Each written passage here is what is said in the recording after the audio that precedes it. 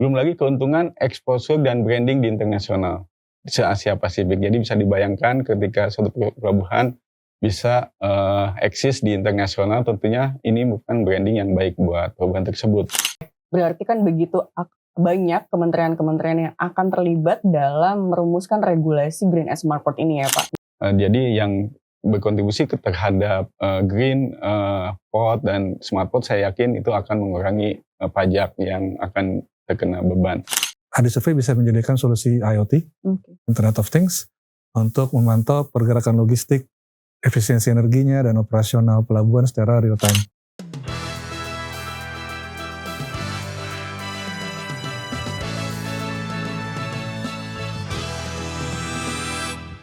Hai rekan-rekan ID Survey, kembali lagi di Space, Sukovindo Podcast and Creative Network. Kali ini bersama saya Anissa Ayu Soraya. Di usianya yang ketiga tahun, ID Survey terus menunjukkan komitmennya mendukung realisasi upaya pengurangan emisi karbon dalam menciptakan pelabuhan bertaraf internasional melalui layanan Green and Smart Port. Green and Smart Port merupakan konsep pembangunan pelabuhan berkelanjutan yang mengedepankan aspek pelestarian lingkungan, konservasi energi, pemanfaatan teknologi digital, pemberdayaan masyarakat, dan kepentingan ekonomi pelabuhan itu sendiri. Oleh karena itu, ID Survey mampu mendukung implementasi Green and Smart Port melalui layanan Assessment Rating Tools dan konsultansi framework Green and Smart Port untuk penerapan di pelabuhan. Selain itu, ID Survey juga turut mendukung komitmen global dalam mitigasi perubahan iklim dan dekarbonisasi melalui percepatan transisi energi dari penggunaan bahan bakar fosil. Tapi apa sebenarnya Green and Smart Port ini dan seberapa penting penerapan Green and Smart Port di Indonesia dan bagaimana mekanismenya? Untuk menjawabnya telah hadir bersama kami Direktur Utama PT Biro Klasifikasi Indonesia Persero, ID Survey, Bapak Aris Sudono Surono, dan Bapak Kus Prisetya Hadi, former Asisten Deputi Perubahan Iklim Kemenkomarves yang saat ini menjabat sebagai Asisten Deputi Penguatan Daya Saing Produksi Pangan Kemenkopangan. Selamat datang di Space, Pak. Dan terima kasih untuk waktu yang diberikan pada pagi hari ini. Oke, kita akan masuk ke pertanyaan pertama. Untuk mungkin ke Pak Kus dulu, nanti kita akan ngobrol-ngobrol dengan Pak Kus dan Pak Ari juga, selaku yang memang sudah berkecimpung di Green and Smart Port ini ya Pak ya. Yeah. Menurut Pak Kus, apa Pak Green and Smart Port ini yang sudah kita lalui bertahun-tahun yang lalu Pak? Ya, jadi pertama saya ingin menjelaskan terkait dengan apa itu Green dan Smart Port, yaitu seperti yang dijelaskan oleh moderator bahwa merupakan suatu konsep pelabuhan yang mengintegrasikan pengelolaan lingkungan seperti efisiensi energi, pengelolaan limbah, penggunaan energi terbarukan, serta penurunan emisi gas rumah kaca. Dan juga memadukan dengan teknologi digital. Dan teknologi digital ini berupaya untuk mengoptimalisasi operasionalisasi pelabuhan, transparansi logistik, dan pemantauan real time-nya. Kemudian juga kriteria yang dibangun di dalam Green Port ini juga sudah merujuk kepada Green Port Award System yang di Asia Pasifik sudah sangat terkenal. Kemudian juga sudah merujuk kepada PIANS, di mana juga di sini PIANS ini mengembangkan bagaimana infrastruktur di kepelabuhanan. Dan juga kita tentunya merujuk kepada IMO dan juga peraturan nasional lainnya. Kemudian di awalnya Green dan Smart Port ini ingin mengangkat, seperti sampaikan sebelumnya, bahwa pelabuhan Indonesia yang bertaraf internasional diekspos di internasional. Sehingga di internasional ini kita dunia melihat bahwa Indonesia memiliki pelabuhan internasional yang bertaraf internasional.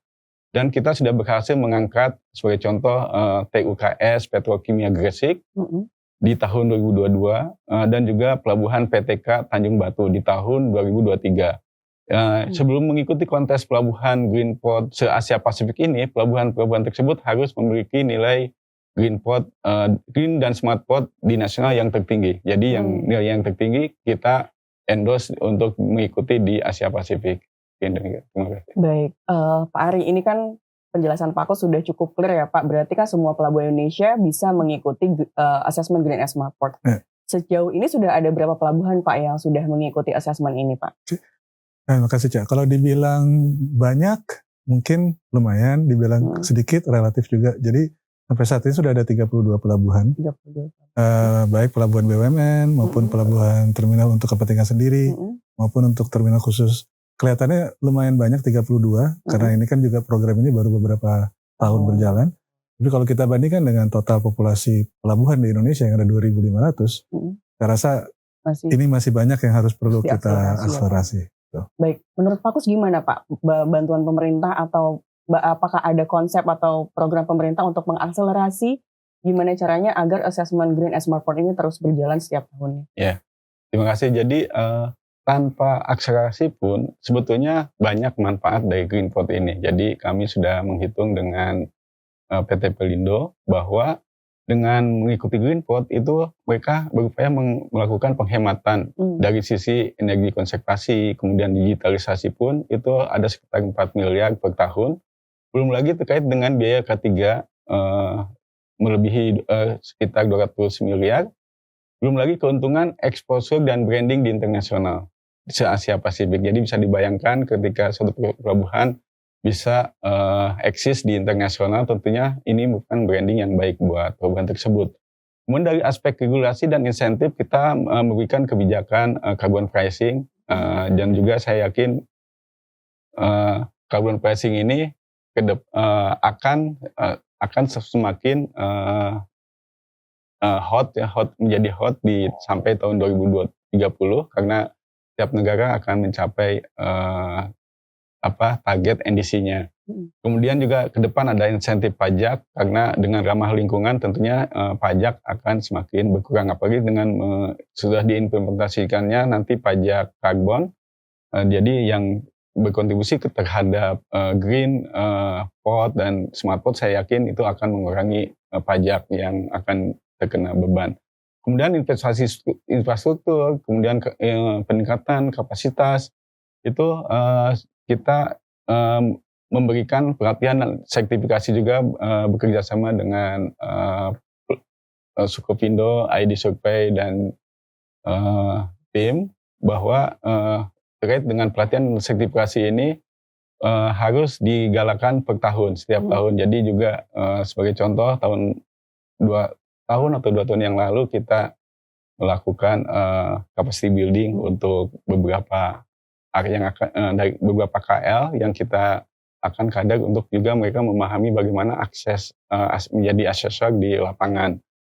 Kemudian juga pemerintah juga telah mencanangkan bahwa capaian EBT itu 17% di tahun 2025 dan juga menuju net zero emission di 2030, dan kami apresiasi dengan Kementerian BUMN yang telah memberikan surat edaran untuk adanya perusahaan-perusahaan di bawah Kementerian BUMN untuk melakukan roadmap dekarbonisasi, membuat roadmap dekarbonisasi, dan saya yakin ini akan terus bergulir sampai 2030 di mana perusahaan-perusahaan ada kewajiban untuk melakukan offsetting untuk net zero emission di perusahaannya. Kemudian juga kita dengan melalui JETP, Just Energy Transition Partnership, ini kita mendapatkan komitmen sekitar 20 billion US dollar dari negara-negara maju melalui Inter Partnership Group, IPG, dan juga melalui bank-bank terkemuka seperti tergabung dalam GPENS, yaitu Glasgow Financial Alliance for Net Zero. Nah, diharapkan pelabuhan-pelabuhan yang menuju ke green itu bisa mengakses ke pendanaan ini. Oke, baik, berarti begitu banyak memang yang sudah diprogramkan atau yang akan dicanangkan pemerintah untuk mengakselerasi program Green at Smartport ini ya Pak ya, di mana sekarang akan berada di bawah Kemenko Pangan dan nantinya akan berkoordinasi dengan KL-KL lain, kementerian-kementerian teknis lain mungkin ya Pak, untuk mendukung jalannya asesmen Green at Smartport ini. Nah, berarti kan ada Green as Smartport ini juga mendukung Astacita pemerintah ya Pak ya.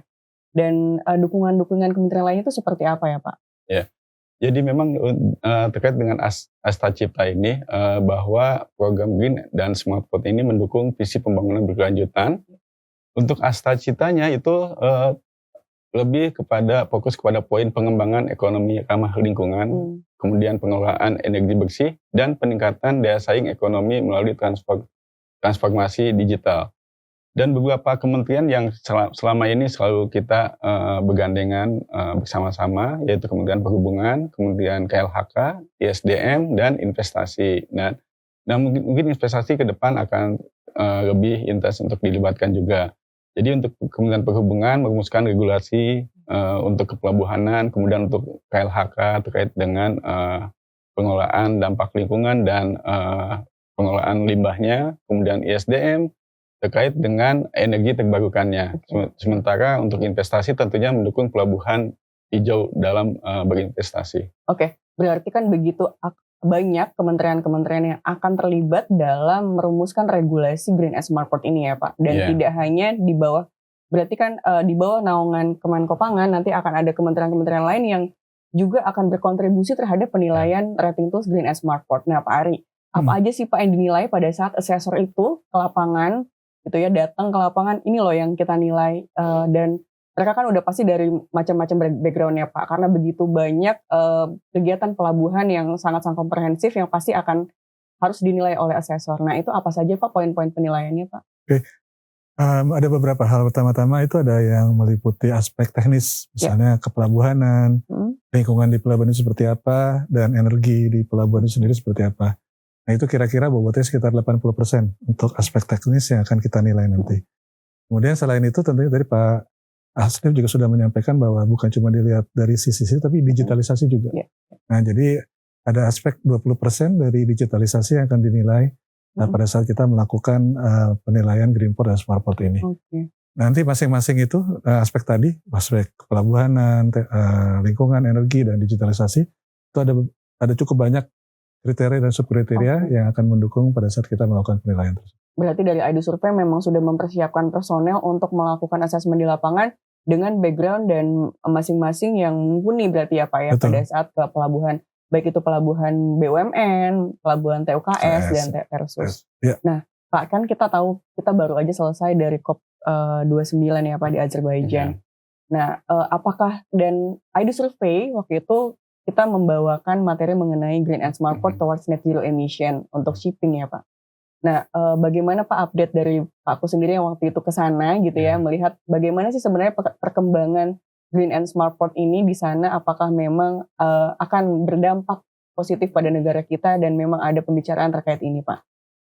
Jadi memang pada COP29 yang baru lalu ya, jadi tema pengurangan emisi di sektor maritim dan transportasi laut, tentunya di dalamnya ada untuk kepelabuhanan. Jadi sudah mengemuka secara global dan juga ini juga sudah ada komitmen yang kuat dari IMO di mana sekjennya pada saat ini yaitu Arsenio Dominguez menghadiri COP29.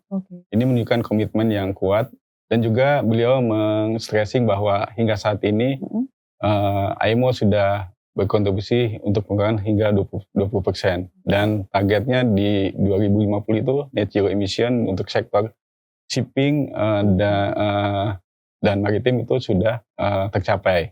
Jadi net zero-nya di 2050, sementara Indonesia sendiri kan targetnya di 2060. Jadi memang di sini akan kita harus menyiapkan ya sarana dan prasarana infrastruktur kemudian policy yang kuat untuk menuju 2050 ini untuk yang IMO. Tapi untuk yang nasional memang di 2060. Nah ini yang perlu disinkronkan di nasional.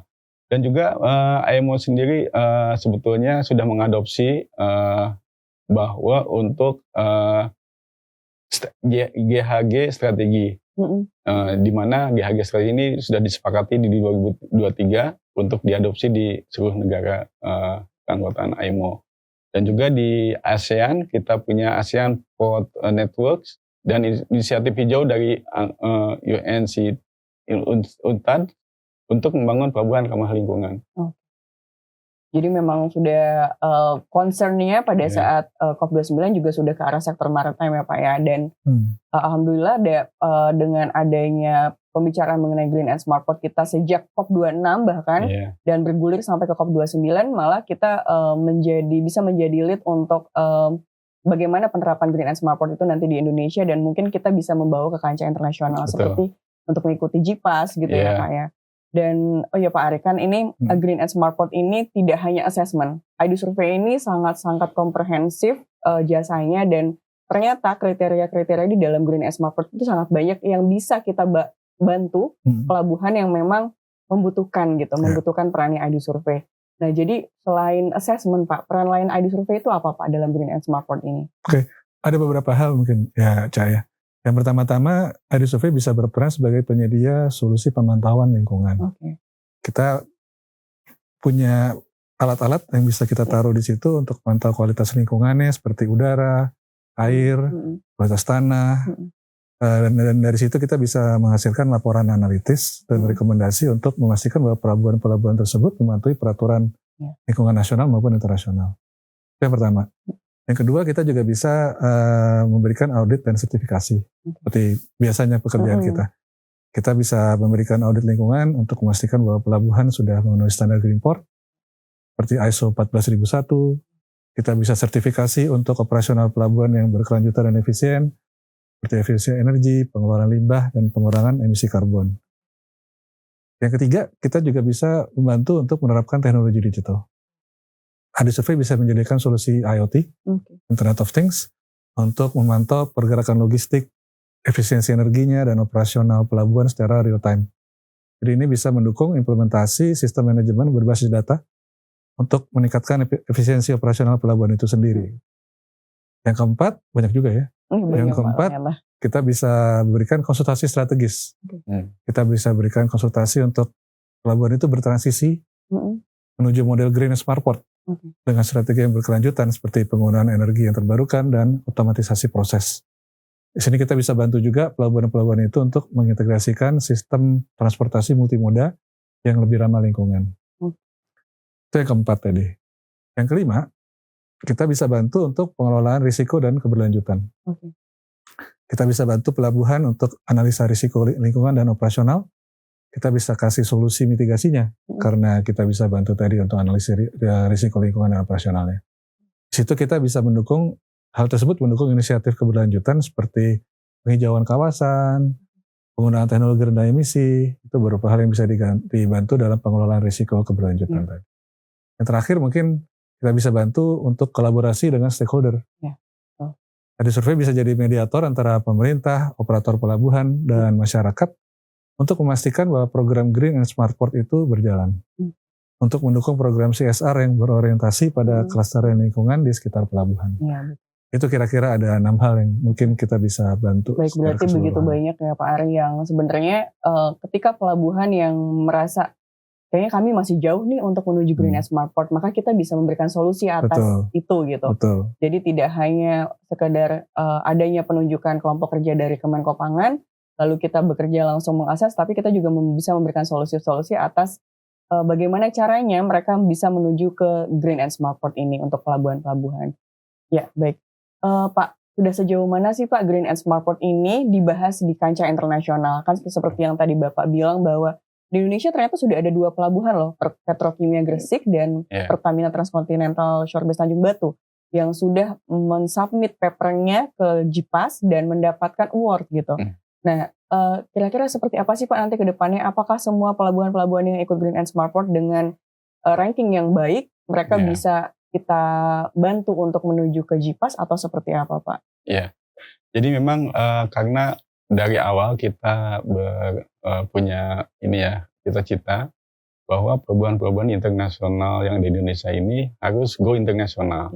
Apalagi yang sudah memenuhi syarat, namun minim dalam exposure, marketing, dan sebagainya. Jadi dengan adanya Green Port ini, kita akan memfasilitasi dan men-endorse kepada JIPAS untuk menilai pelabuhan Indonesia dan memberikan sertifikat. Dan memang sejauh ini sudah 2 ya, dan ke depan minimal 1 pelabuhan yang bisa kita angkat. Sebagai contoh yang belum adanya dari Pelindo yang bisa kita akselerasi untuk mengikuti JIPAS Award ini. Depan seperti itu. Baik. Dan di nasional sendiri pun Pak, kita punya yang namanya Green and Smart Port Award. Waktu itu Pak Ari juga sempat hadir di tahun 2022 ya Pak ya, di Kemenkominfo. Nah, awarding ini biasanya kita lakukan di akhir tahun ya Pak. Ya. Nah berarti kan untuk 2024 ini kemungkinan di akhir tahun ini atau mungkin agak mundur di Januari 2025 seperti itu. Nah untuk Green and Smart Port Award ini kan dibagikan kepada pelabuhan-pelabuhan yang sudah mengikuti assessment di tahun tersebut dan mendapatkan nilai yang cukup baik gitu. Nah gimana sih Pak Ari mekanisme jika pelabuhan ini ingin menerapkan konsep Green and Smart Port? Sekarang kan masih banyak yang mungkin mereka browsing, oh ini ada nih ternyata dashboard My Green Port. Ini kami mesti gimana step-stepnya? Itu seperti apa sih Pak? Yang pertama-tama pastinya harus daftar dong. Kalau nggak daftar kita nggak tahu kan mereka mau ikut atau tidak. Jadi pertama-tama pasti pengembalian formulir oleh pelabuhan itu sendiri. Kemudian setelah itu kita akan bantu untuk mereka upload dokumen yang diperlukan ke dashboard My Green Port sesuai dengan kriteria yang dipersyaratkan lah selama 1 minggu. Setelah itu terjadi tentunya baru kita bisa turun, kita bisa melakukan survei lapangan oleh tim asesor kita selama 3 hari. Dan dari situ kemudian akan muncul berita acara. Nah dari berita acara tersebut mungkin kita berikan waktu masa sanggah nih. Supaya kita bisa diskusi dengan pihak pelabuhan itu sendiri. Untuk pemenuhan dokumen pada berita acara survei lapangan selama 7 hari kerja. Nah, dari situ baru kemudian kita tunggu pengumuman awarding seperti apa. Berarti memang step by step ini sudah kita tentukan ya Pak ya, sudah kita jelaskan bersama sebelum pelabuhan ini akan mengikuti awarding dan sebelum-sebelumnya ternyata mereka harus ada assessment dulu, masuk ke dashboard My Green Port yang sudah di-develop oleh ID Survey gitu kan. Itu tentunya akan mempermudah asesor pada saat sebelum mereka ke lapangan gitu. Mereka harus de-study gitu ya Pak ya. Mereka harus mengupload dokumennya sehingga pada saat ke lapangan, oh dokumennya ternyata memang sudah ada sesuai dengan kondisi yang di lapangan seperti itu. Oke, Pak Ari berarti kan pada saat kita mengembangkan rating tools Green and Smart Port sejak tahun 2017, lalu kita update lagi 2018, 2019, sampai ke versi yang sekarang 2022, versi 3 yaitu ya Pak. Itu kan sudah begitu banyak regulasi nasional yang kita adopsi gitu ya. Dan kita juga terus mengikuti perkembangan apalagi nih di Indonesia, regulasi-regulasi yang memang relevan dengan kegiatan Green and Smart Port ini. Nah kalau di internasional sendiri Pak, apakah kita juga mengikuti regulasi apa yang sedang berkembang atau memang kita hanya mengacu ke regulasi tertentu saja Pak? Sebenarnya ada beberapa hal yang kita acu regulasi internasional, standar internasional maupun standar domestik. Untuk yang standar internasional, pertama-tama kita mengacu kepada IMO, International Maritime Organization. Dia itu pun punya MARPOL, MARPOL Annex 6, yang mengatur tentang pengendalian emisi sulfur dan nitrogen oksida dari kapal. Di situ juga diterangkan tentang konsep Energy Efficiency Design Index untuk sebuah kapal, dan Ship Energy Efficiency Management Plan, yang juga relevan untuk pelabuhan. Nah dari situ, itu dasarnya dari si IMO itu. Yang kedua kemudian kita mengikuti ISO standards. Selain dari IMO kita tambahkan ISO standards. Ada beberapa ISO yang kita gunakan di sini. Yang pertama ISO 14001, yaitu standar sistem manajemen lingkungan, untuk memastikan bahwa pelabuhan tersebut mematuhi regulasi lingkungan. ISO berikutnya adalah 50001 untuk efisiensi energi. Kemudian berikutnya ISO 45001 untuk standarisasi kesehatan dan keselamatan kerja yang relevan dalam pengelolaan pelabuhan pintar. Dan kemudian kita juga terapkan SDGs atau Sustainable Development Goals seperti Goal 13 Climate Action, Goal 14 Life Below Water, yang bisa dijadikan sebagai dasar waktu kita melakukan framework dalam menyusun rating dari Green Port. Kemudian selain tadi standar-standar, kita juga menerapkan framework dan best practices global. Kita gunakan European Green Ports, kita pakai Smart Port Development, kita gunakan Environmental Ship Index atau ESI, itu sebagai dasar-dasar kita, framework yang kita gunakan dalam menentukan ratingnya kita. Kemudian itu kita perkaya dengan regulasi nasional. Kita pastikan itu selaras dengan regulasi nasional kita, di mana sudah diterapkan dalam PP nomor 22 tahun 2021 tentang perlindungan dan pengelolaan lingkungan hidup. Dan kemudian itu 3 hal tersebut kemudian kita perkaya dengan teknologi dan digitalisasi. Kita gunakan sistem otomatisasi berbasis IoT, seperti Port Community System, Terminal Operating System, standar dari World Economic Forum dan International Association of Ports and Harbors tentang penggunaan teknologi digital untuk meningkatkan efisiensi. Oke. Berarti tidak hanya regulasi nasional yang diacu oleh ID Survey, tapi memang kita Betul. terus mengikuti perkembangan regulasi-regulasi internasional dan standar-standar yang diacu ya Pak. Betul. Sehingga nanti berarti ke depannya apabila ada regulasi baru atau standar baru maka akan berubah lagi nih Pak Betul. rating tools-nya gitu. Kita Akan pasti berubah menjadi rating tool versi yang baru-baru gitu ya Pak. Dan itulah nanti yang akan diterapkan pada saat kita Saat assess kita lakukan pelabuhan. assessment. Oke, Betul. berarti memang perkembangan Green and Smart Port ini Pak Kus sangat-sangat sangat-sangat bergulir Dinamis, gitu ya.